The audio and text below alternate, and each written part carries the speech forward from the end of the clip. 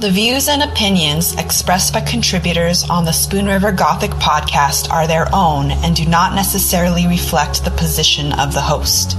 Material heard on the Spoon River Gothic podcast is intended for adult listeners. This podcast deals with mature topics that may not be suitable for all listeners. Listener discretion is advised. This is Spoon River Gothic, narrative of a double homicide.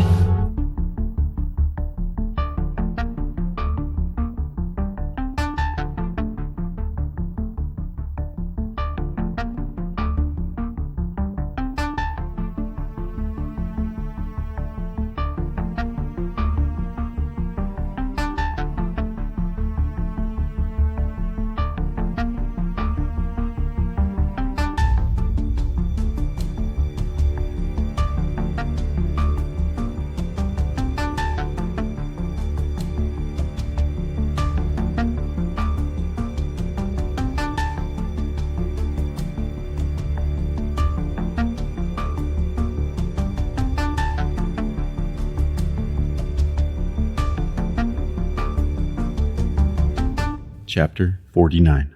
Burn hot, fast, and intense. Miss McMillan, may it please the court, Your Honor.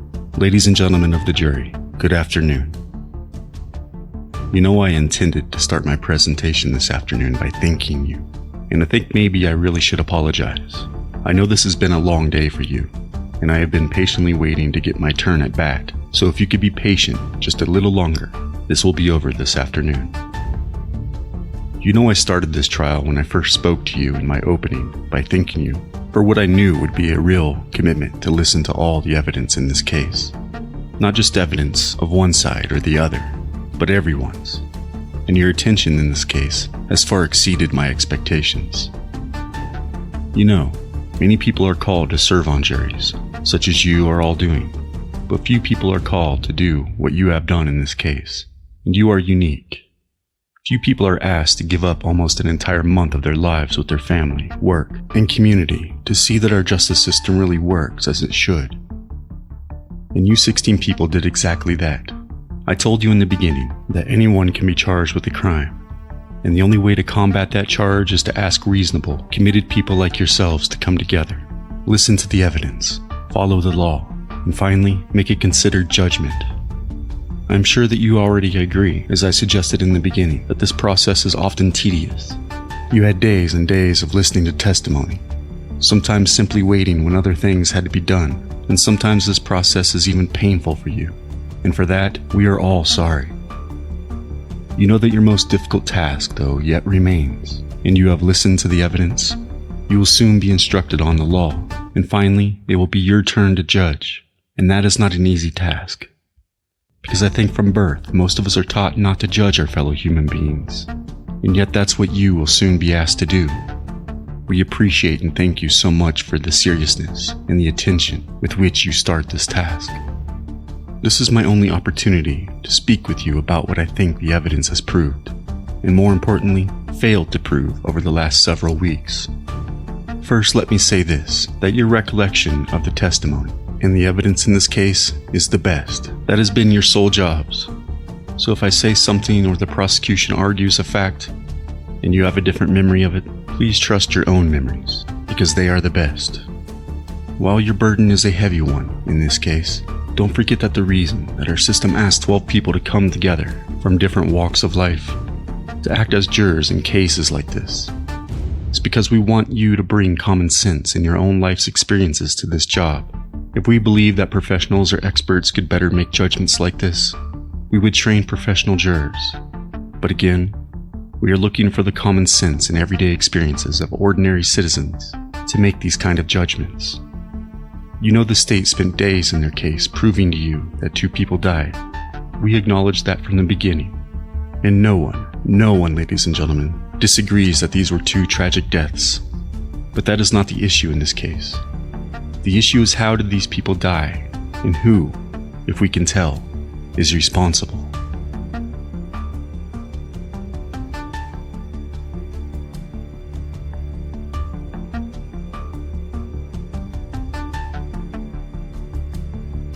told you from day one that Donald Bull did not commit these crimes. And we told you that what you would hear from the state was a sterile, contrived theory that was made up of withholding information, pushing aside facts and testimony to create a case against Donald Bull. And that, ladies and gentlemen, I believe is just what you got. How many times in this case did you hear that witnesses were asked to change their statements, or did in fact change their statements a year to 3 years after this initial fire? You know the state put on their fire investigators and other people who were at the fire scene to tell you what happened. And then the state kept those same witnesses and people from telling you the whole story. And it was only when we had our chance, our turn, even though we had no burden to prove anything to you, that you finally began to learn all the facts about this case, to learn the whole truth about this fire. You know now, even though the state wanted to deny it, in the beginning, investigators and medical personnel believed that this was just a tragic apartment fire. The state's own pathologist, Dr. Murphy, confirmed this when he said that he did the autopsies initially, and that was his initial conclusion. Those bodies were released by Springfield Memorial Medical Center to the funeral home in Canton, and then those bodies had to be brought back 2 days after the fire for a second review by a pathologist. How do you really believe if medical personnel and law enforcement personnel in this case had instantly believed foul play was involved, they would have permitted that to happen? Do you believe that they would have forced themselves, as they had to in this case, to march before you and parade before you a half dozen witnesses from the funeral home to testify that those bodies were never contaminated or interfered with while they were at the funeral home those 2 days? Ladies and gentlemen, this is not how a murder investigation is run. But let's look at the real heart of this case and see if it fits what I have been trying to say through the cross-examination and putting on witnesses in the last several weeks. Do you remember what I told you in my opening statement? How the state's timeline and what occurred at the time of the fire simply didn't fit with the theory that Donald Bull committed these crimes? Well, ladies and gentlemen, I believe that's exactly the evidence that you heard in this case. And let's take a closer, careful look at that timeline. What do we know about the timeline of this fire? Well, as I recall, we know these things. Number 1, we know that Miss Newcomb's cleaning lady, a woman by the name of Lucinda Nouse, came to the apartment building that morning at approximately 8:15 a.m. That was January 13th, 1993. And if you recall, she said that when she arrived at the building, she really liked this building and always took an opportunity to look at it. And she looked at the building, and she saw nothing unusual about it. No fire, no smoke, no one around the building that didn't appear to belong there. Then we knew that she testified that shortly after she went into the apartment to begin her job of cleaning, that she came back outside again, and this time she was bringing the trash out. And so sometime after 8:15, 8:30, somewhere in the vicinity, she comes back outside, and again, she says she looks at the building. She sees no fire, she sees no smoke, she sees nothing amiss with the building, and she sees no one out of place in and around the building. And we also know from Miss Nouse that after cleaning the apartment, she got ready to leave, and as she left the apartment, it was approximately 9:15 to 9:20, is what I recall her testimony being.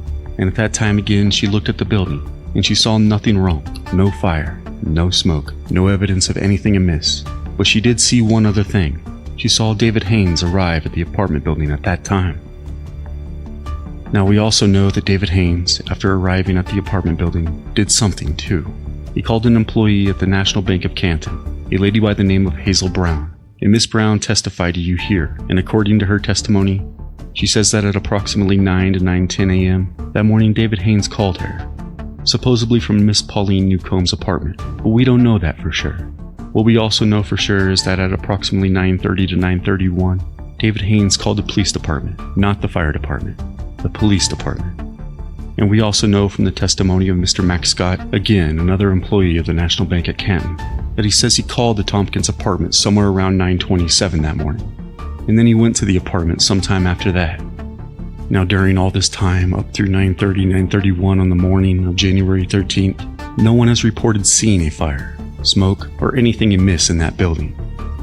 We also know, depending on which of the state's witnesses' time you believe, and it is just a couple of minutes variation, that the fire was discovered sometime between 9:36 and 9:38 a.m. And that is the testimony that comes from the police officer who arrives at the scene, Marty Brown. And he is the first person to indicate that there is a fire at that building, And he sees that, again, 9:36 to 9:38. So this is the timeline, folks. 8:15, no smoke or fire. Around 8:30, no smoke or fire. No one around the building that doesn't belong there. 9:15 to 9:20, Mr. Haynes arrives. Miss Nouse is leaving. No smoke or fire in or around the building. And at 9:38, when Officer Brown arrives on the scene, he first sees smoke and fire. Now we also know something else. We know this from the testimony of Ted Anderson. You remember Ted Anderson? He is the investigator for the State Fire Marshal's Office who investigated this fire. And this is the one fact in his testimony that doesn't change from the time he testified on Monday or Tuesday for the state, and when he testified for us on Thursday. And that is, he says, at the time that this fire was discovered, it had been burning somewhere between 2 and 20 minutes. So ladies and gentlemen, if we go back in time, we know the fire was discovered at 9:38, 9:36. Then that means that the earliest time this fire could have been started, according to the fire investigator, is between 9:16 and 9:18 that morning. And the very latest that the fire could have started is somewhere between 9:34 and 9:36. And who, ladies and gentlemen, is on the scene at the time that this fire starts? David Haynes.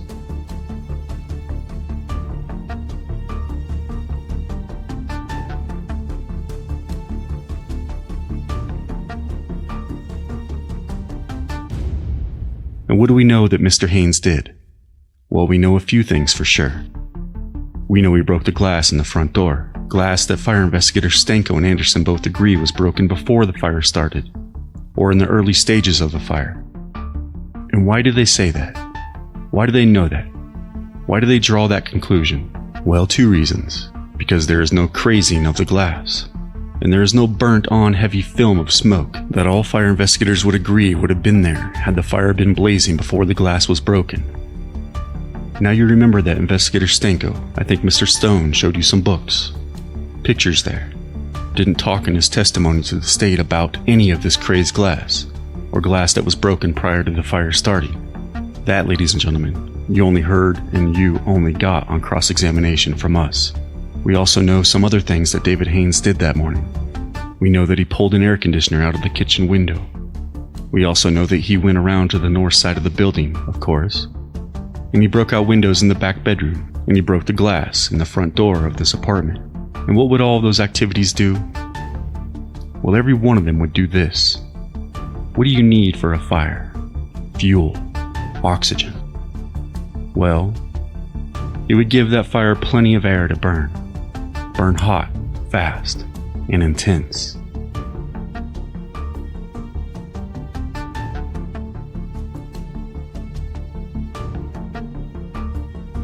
We also know that he never called the fire department, and we know that when the firemen arrived, he diverted them to the back of the building, back by the bedroom windows.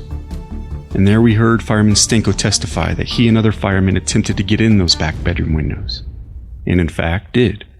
And they spent precious, valuable time to get in those windows, to save no one. Even though Mr. Haynes stated that he knew that Donna Tompkins slept on a pull-out bed in the front of the apartment. What don't we know about David Haynes' role in this case? Well, if we believe what Mr. Haynes tells us, then we don't know anything about his relationship with Donna Tompkins. Because what does he tell us? Well, when he testifies for the state, he tells them that he was very upset about this fire, that Donna and Justine Tompkins were good friends of his, that he was broken up. I think he was even a bit weepy on the stand about this fire and their deaths. But when I question him in our case, what does he tell me in my first question to him about his relationship with Donna Tompkins? Well, he says they aren't close friends. They are merely work associates. But you saw, ladies and gentlemen, that when he was finally confronted with the statements he made to the police, he admitted some things. And what he admitted is that Donna and Justine were good friends of his. That he, in fact, had dated Donna Tompkins for some period of time. In fact, he tells you that on the Friday before Donna Tompkins' death at work, Donna Tompkins comes up to him, puts her arms around him, gives him a hug, and tells him she loves him. And why? Because he answered a simple tax question for her that he says she could have found the answer to herself? Now, ladies and gentlemen, I am going to ask all of you to put that common sense into play.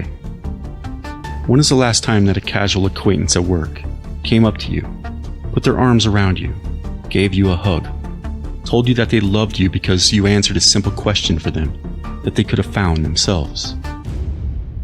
You know, David Haynes, with much prodding and refreshing of his memory with police reports of what he told people before, finally admits that his wife was jealous of Donna Tompkins.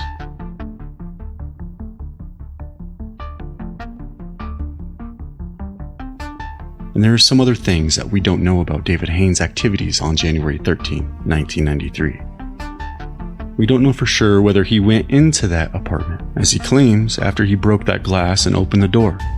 Because initially he tells firefighters on the 13th, and this is just hours after the fire happens, that he breaks the glass in the door, walks 2 steps into the apartment, sees no fire right beside him in an area where you're going to look at the picture and see there is extremely heavy fire damage.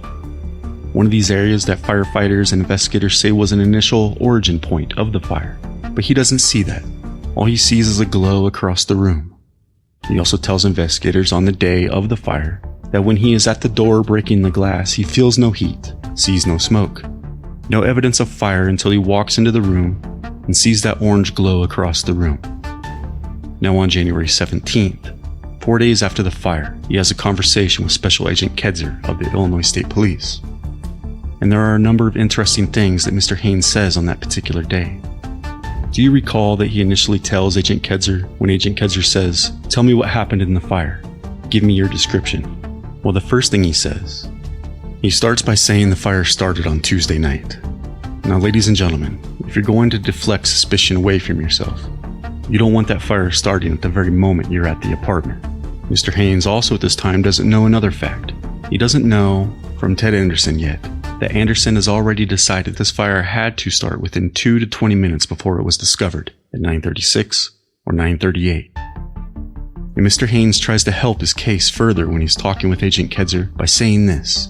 He says, first of all, that he made a call to Donna Tompkins' apartment at 9 a.m. on the 13th before he went down to the apartment building. And on this occasion now, 4 days after the fire, he says that the answering machine was very slow. The message was very slow. And so what that must have meant was that the apartment was already on fire and the machine was melting. Again, nice cover for him. Puts him away from the time that the fire starts. But you remember, he didn't tell investigators that was the occurrence on the day of the fire. This is a new thing he has come up with now. Ladies and gentlemen, he makes one more very interesting and strange statement to Agent Kedzer. He holds up his finger and he says, "It was so hot when I opened that door." Now remember him, he tells them on the day of the fire, he doesn't feel any heat. But when I broke the glass and I reached in and unlocked that door, I burnt my fingertip off. And Agent Kedzer said, "I looked at his hand and I don't see anything. But not to fear, Mr. Haynes has an explanation from the stand on Thursday when I examined him for that." He says, that was only something my wife and I could see. It wasn't really injured that bad. I didn't really burn my fingertip off. And only my wife and I could see it. We have special vision.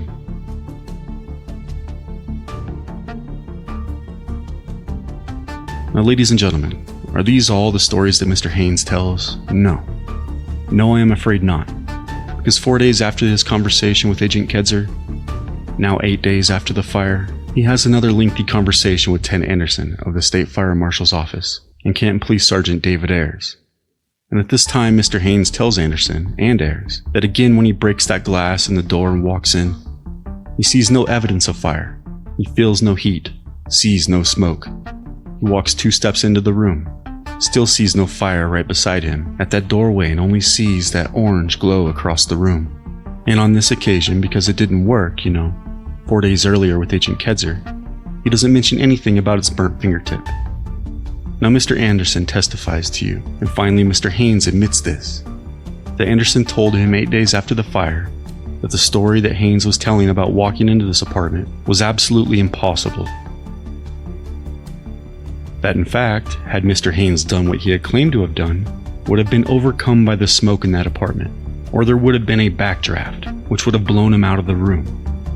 And now David Haynes' back is against the wall. What is he going to say now?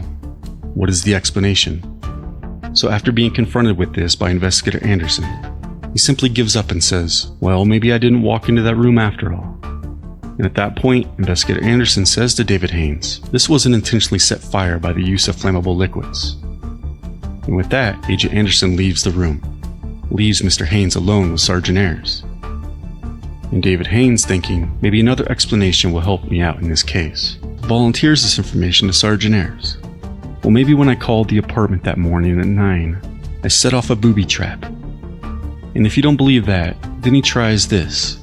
Or maybe I kicked over a container of accelerant when I walked into the room. And investigators continue to meet with him over that evening after he has made his statements and indicate to him they don't believe his story. And what does Haynes say over and over again? You don't really think I did this. You're just doing your job. Wishful thinking.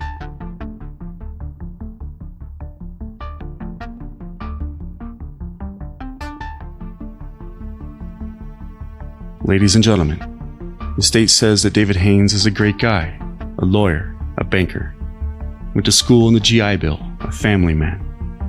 But do people come to you with tattoos on their forehead that say criminal? No. What happens is they get themselves into situations.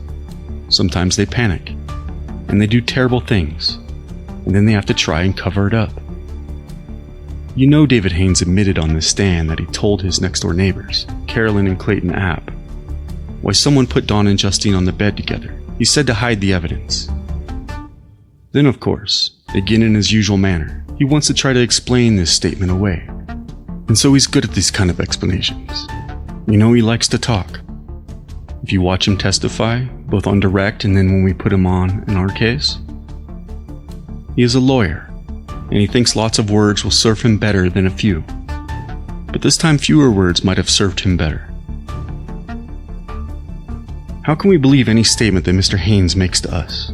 You see, do you recall him up on the stand denying to you about a conversation he had with a man at the Kroger grocery store?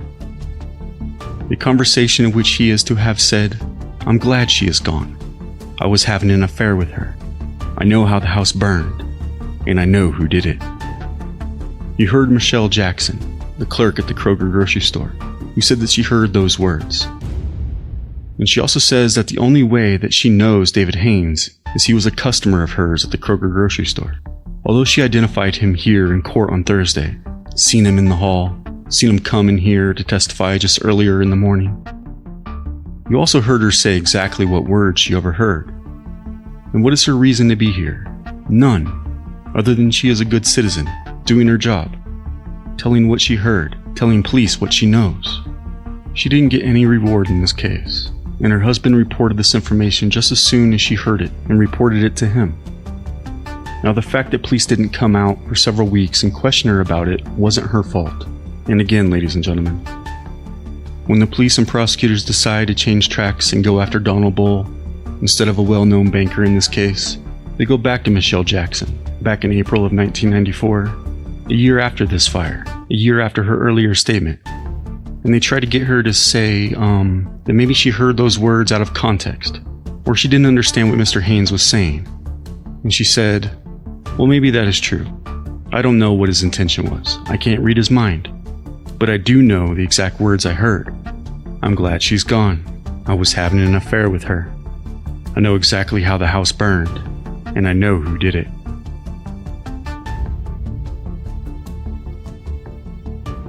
And with all this, ladies and gentlemen, you're asked to believe David Haynes. What better cover-up to starting a fire and committing a murder than to be at that apartment feigning concern because now you have access? Now no one questions your comings and goings in broad daylight. Ladies and gentlemen, where is the state's evidence that Donald Bull was at this fire scene?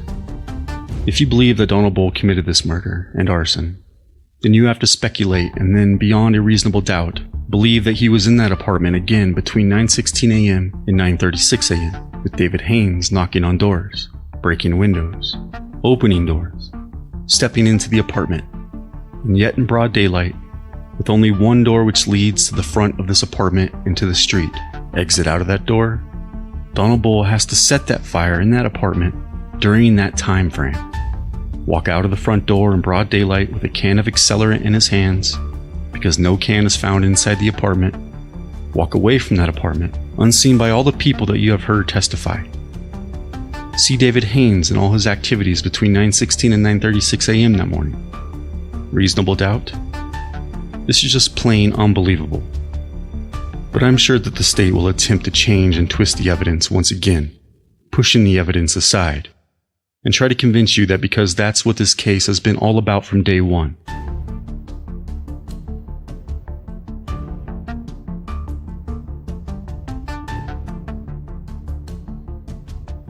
But you know, what the state and its witnesses have done here that is most disturbing and most compelling is seen in the testimony of Ted Anderson on Thursday afternoon.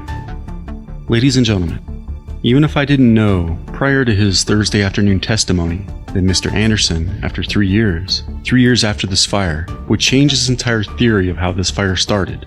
Do you recall that last Monday or Tuesday, when the state put Ted Anderson on the stand to testify, what he said? Well, as I recall, he said this: fire at the Tompkins residence was a hot, fast fire, an intense hot fire. It started and burned in 2 to 20 minutes before discovered at 9:38.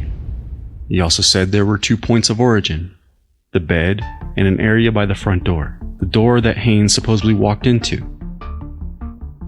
And Ted Anderson also told you that the glass in the front door was broken before or near the time the fire started. And it had to be so because, again, the glass wasn't crazed, and there was no heavy smoked-on film on that glass. Of course, when Ted Anderson testifies for the state, as you recall, he doesn't make much mention of Mr. Haynes and his investigation of Mr. Haynes shortly after this fire, and he neglects to tell you about all the inconsistencies he finds in what Mr. Haynes tells him and what Mr. Anderson, the trained professional, is actually seeing at that fire. You know, we knew that's how the state would put Mr. Haynes' testimony on, because it is how they put all their witnesses' testimony on. They attempted to hide David Haynes. They have consistently called witnesses to hide Mr. Haynes and his activities. Did you hear one time on last Monday or Tuesday, when Mr. Anderson testified for the state, these words when he talked about the fire origins and the glass evidence? That's what I believed then. In other words, as I was taking it, an indication that he had a different theory now of how the fire started. I didn't hear on Monday or Tuesday when he testified for the state one time words to that effect. So ladies and gentlemen, we call Mr. Anderson back, as we said we would, so you could get the whole story of what happened in this fire. And you heard Mr. Anderson testify from a 31-page report that he had made shortly after he concluded this investigation of this fire back in February of 1993. And he told you each and every one of these inconsistencies of David Haynes' statements, and how what he saw at the fire scene simply wasn't consistent with what Haynes had told him. And he also told you how that after Haynes was confronted by him saying, "You couldn't possibly have done what you indicated you did because otherwise you would have been overcome by smoke or blown out of the door by a backdraft." For the first time on Thursday afternoon while Mr. Stone is examining him and cross-examination by the state, I begin to hear Mr. Anderson say these words. Well, that's what I believed then. And I thought, what does this mean? I have never heard him say this before. And sadly, ladies and gentlemen, I found out. At the end, the very end of Mr. Anderson's testimony in this case, again an investigator for the Illinois State Fire Marshal's Office, he says now, 3 years after he investigated this fire, that he has a new theory about how this fire started. He says instead of the fire being a hot, intense, fast fire, like he testifies about on Tuesday, that it is a smoldering fire, that the fire goes out, and when, on the bed, when Mr. Haynes opens the door, all of a sudden there is oxygen, and it is reignited, and it jumped over by the door later on after Mr. Haynes leaves. Ladies and gentlemen, can this possibly be a credible statement by Mr. Anderson? You see, 3 years ago, he testifies he made 31 pages of reports about this fire investigation. And not once does he mention this smoldering fire theory. He also took the stand here on Monday or Tuesday and testified for the state. And not one time in that testimony did he say this was a smoldering fire that went out and was then reignited later on. Ladies and gentlemen, don't you believe if one of the major fire investigators in this case had believed that he made a mistake 3 years ago when he did this initial investigation, that he would have put together, after he had a 31-page report, a 1-page report saying, I found out some other information, and I made a mistake, and now this is what I think really happened in this fire. Don't you think we would have had at least 1 page of information on that? Don't you think that when he took the stand and testified in his case on direct examination for the state, we would have heard about that theory? Ladies and gentlemen, the state has become so worried about this case that Ted Anderson had to come up with a new theory of this fire, a theory that would protect Mr. Haynes.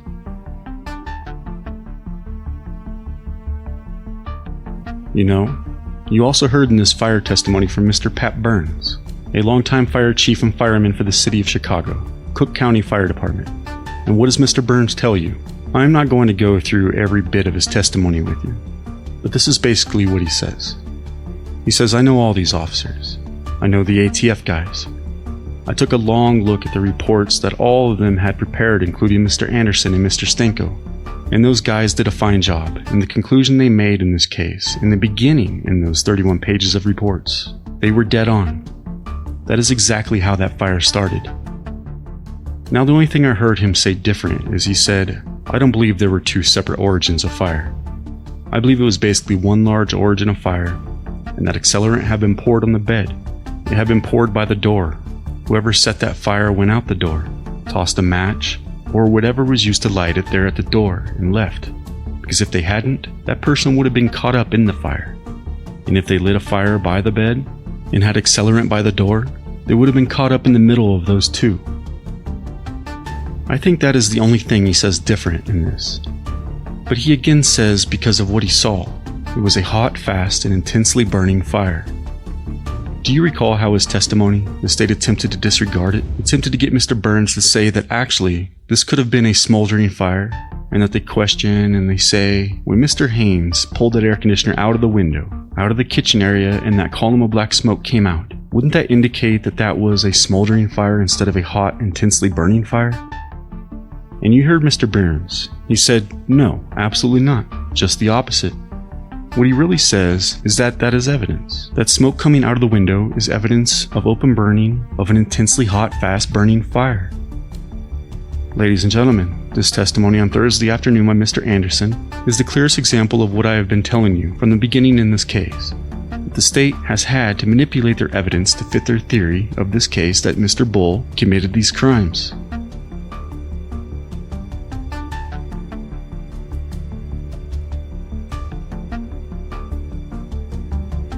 Now, after they have abandoned David Haynes as their key suspect, because after all, he is a banker and everyone's friend, they have repeatedly gone out to witnesses and tried to get them to change their statements, some a year later, some 3 years later.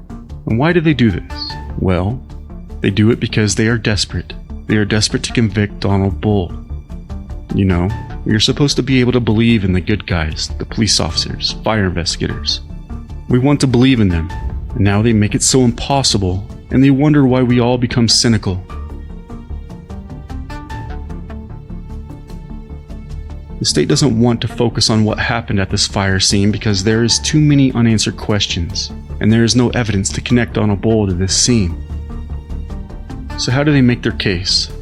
Well, after attempting to hide Mr. Haynes as a suspect, 6 months to a year later, they find some convicted felons, Chris Chester and Harold Crozer. And these 2 individuals now are supposed to make their case beyond a reasonable doubt. And what is reasonable about either Chester or Crozer? Do you recall that when Mr. Chester calls Sergeant Ayers before giving his statement to police, that he implies Donald Bull in these offenses, that the first question out of his mouth is, "Are you guys ready to go to the parole board for me?" But the state would have you believe that no deals or promises or assistance were made to Mr. Chester, and yet, just a short time after he made the statements that the state needed in this case, felonies he had pending against him were dismissed. And at this time, a multiple-time convicted felon gets only a 3-year sentence on 1 count of forgery. Ladies and gentlemen, if you're going to believe the word of a convicted felon, you must be able to connect those words to some piece of evidence that is irrefutable. Something that gives those words of that felon credibility. And ladies and gentlemen, what do we have that gives Chris Chester's statement credibility? What is it that says to you that even though he's a convicted felon, I can believe him? And let's look at the second felon they bring to you, Harold Crozer, another convicted felon, another person who is supposed to convince you beyond a reasonable doubt that Donald Bull committed these crimes. Well, Mr. Crozer testifies that he really doesn't know too much about this incident at all. In fact, at one point, if you recall, he tells police as part of this that Donald Bull tells him that Mr. Bull goes back to the fire scene shortly after the fire, and the police run him off. Do you recall, ladies and gentlemen, close to a dozen auxiliary police officers being brought up here on the stand to testify to you, and each one of them saying from the time of this fire through January 16th, they carefully remained at the fire scene, observing it at all times, and no one other than authorized personnel came to the fire scene. And ladies and gentlemen, do you think if one of those auxiliary officers had seen Donald Bull at the fire scene, as Mr. Crozer says he was, that they would have jumped at the chance to tell you about that? And what does Mr. Crozer get for his time and trouble? Well, this man who has a record that you could wallpaper your bathroom with, including obstructing justice, criminal drug conspiracy, armed violence, unlawful delivery of a controlled substance, this same person who has spent several times incarcerated in the Illinois Department of Corrections will, just 2 weeks after he gives his story to police, he has 2 felony aggravated battery charges dismissed, a DUI dismissed, and some other traffic matters. He pleads guilty to 1 simple misdemeanor and doesn't do a day in the penitentiary. Does that sound like a deal to you?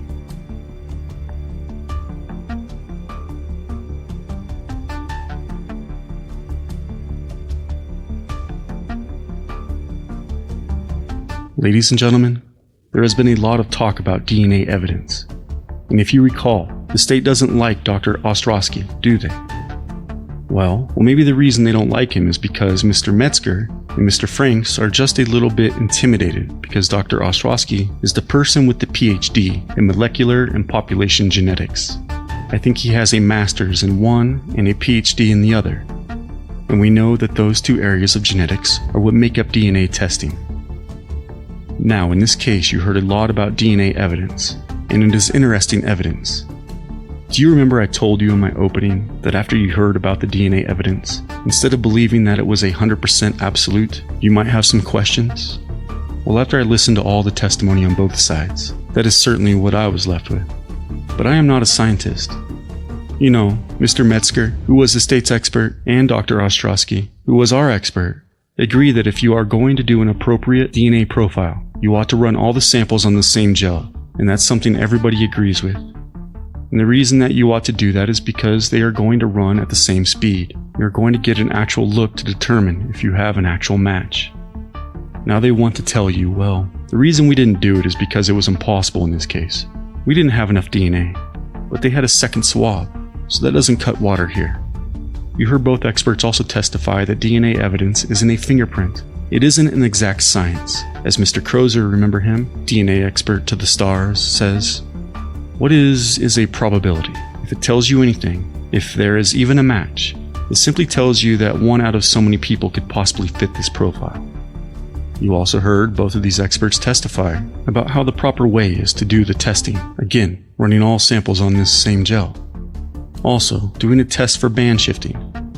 And both Mr. Metzger and Dr. Ostrowski agree there is a test to do that. Now, Mr. Franks doesn't think there is one, but Dr. Ostrowski and Mr. Metzger both say that it can be done. And Dr. Ostrowski says labs all across the country do it. Mr. Metzger says the Illinois State Crime Lab doesn't do it that way. But you know, we can argue about the DNA evidence forever. And what does it really prove in this case? Ladies and gentlemen, you didn't hear one word of testimony from one expert that said that whatever the DNA evidence is, or whatever it means, whether you believe it or disbelieve it, not one of them indicated that the DNA evidence could prove anything in this case, other than that Donald Bull and Donna Tompkins had sex. You already have a letter in evidence where Donald Bull says that he has sex with Donna Tompkins. The RFLP testing done in this case will not tell you when sex occurred between these 2 people. It won't tell you if sex was consensual or if it was forced. And it will not show you how Donna Tompkins died. The first day of this trial, I suggested to you that when all was said and done, the DNA evidence in this case wouldn't prove one thing, and I think on that score I am right. You know, the state wants you to believe that there wasn't any relationship between Donna Tompkins and Donald Bull, because she was in an exclusive relationship with Rod Franciscovich. And ladies and gentlemen, That is what Mr. Franciscovich wants to believe too. But that simply isn't the way it was. Terry Haynes, the state's witness, testified to you that he was dating and sleeping with Donna Tompkins during the same time period that Rod Franciscovich was.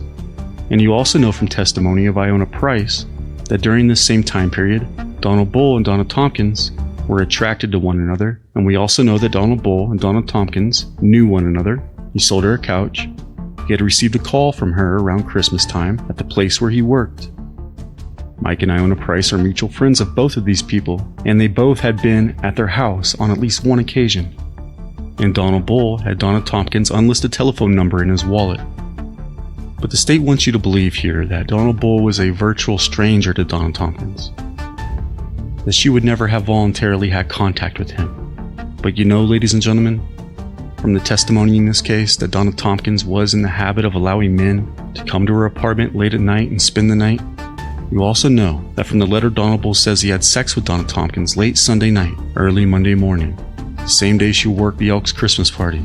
And I believe the testimony was she probably worked to approximately 12:30 that night. You also know from testimony of the state that Donna had made plans for her daughter on that Sunday night to spend the night at the babysitter's house so she was free. She let Rod Franciscovich do the same thing on Monday night, but he claims that during sex with her he doesn't ejaculate, so there is no evidence of his DNA present, nor would there be evidence. And you heard again, the DNA experts both testify, there wouldn't be evidence of anyone else's DNA if that person had used a condom, didn't ejaculate, or had oral sex. Ladies and gentlemen, the state has no evidence about who was in that apartment on January the 13th, 1993, at the start of this fire except for David Haynes. You can't prove how Donna Tompkins and Justine died. You heard testimony from 2 pathologists. Even the state's pathologist can only speculate as to the cause of death, and he is not a forensic pathologist. Dr. Murphy does agree his opinion is just speculation, based on no actual physical evidence found during the autopsy. And once again, there were some tests in that case at the autopsy that could have been performed that might have given us more information, but they weren't done. And ladies and gentlemen, with all of this testimony, what do you know beyond a reasonable doubt? Well, you know that David Haynes was the only person that the state can place at the fire scene at the time the fire started. You know that there are no conclusions supported by the evidence of the autopsy that state how these 2 individuals died. And, in fact, you know that the state can't place Donald Bull at the fire scene. And yet you're asked, based on this information, to find my client guilty of these charges beyond a reasonable doubt.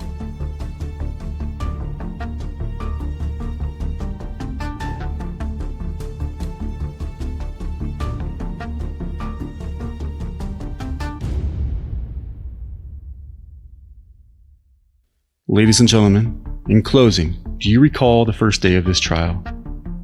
And I think even here again today, that Mr. Danner told you that this case was just like a puzzle, and that he was going to put the pieces of this puzzle together for you one at a time, and you would have a clear picture of what occurred in this case, and you would be able to make a judgment beyond a reasonable doubt. And do you remember what I told you the first day? I said that sometimes when you have a puzzle, and you try to put it together, no matter how hard you try, it just doesn't fit. Well, let's take a look at this puzzle. Now, assuming that you believe that the state has put a few pieces together over here, and you believe that the defense has put a few pieces together over here, what are you left with? You're left with a whole lot of puzzle pieces, and you have got to try to fit them together so you can see an entire picture. And the first thing you have to do in this case is take a handful of those puzzle pieces and throw them away, because you don't know how those people died. And no matter what you do in this case, you're never going to be able to answer that question. And the second thing you have to do is take some more puzzle pieces away and discard them, because there is no evidence that Donald Bull was at this fire scene. And ladies and gentlemen, after you look at what is left and you take the remaining pieces that you have, I submit to you that you can sit here a day, a week, or a month, and not one of the 12 of you will ever be able to put this puzzle together. You will never be able to have a picture in your mind of what happened in this case. The puzzle will not fit. And that, my friends, that is reasonable doubt. Donald Bull did not commit these crimes. The state hasn't proved he committed these crimes. And you must, by the oath you took when this case started, find him not guilty. Thank you.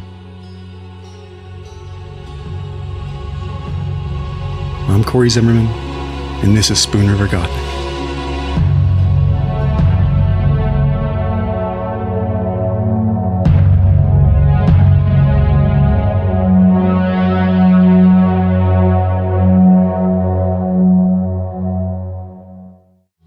Spoon River Gothic is a production of Lonebird Media in association with CZ Studio and Radio Vérité. The show is produced by August Olson, editing, directing, and producing by Cory Zimmerman, audio mastering and engineering by E. Mastered. Research is done by Anne-Marie Cannon, Chelsea Mesa, and me, Jinra Illustrissimo. Spoon River Gothic is written and hosted by Cory Zimmerman. You can follow the show at czstudio.works and read the blog at spoonrivergothic.com. Show some love by leaving us a rating or review on Spotify, iHeartRadio, Apple Podcasts, or wherever you get your podcasts. And stay tuned for the next episode as we dive deeper into the Donald Bull case. Thank you for listening. This is Spoon River Gothic, narrative of a double homicide.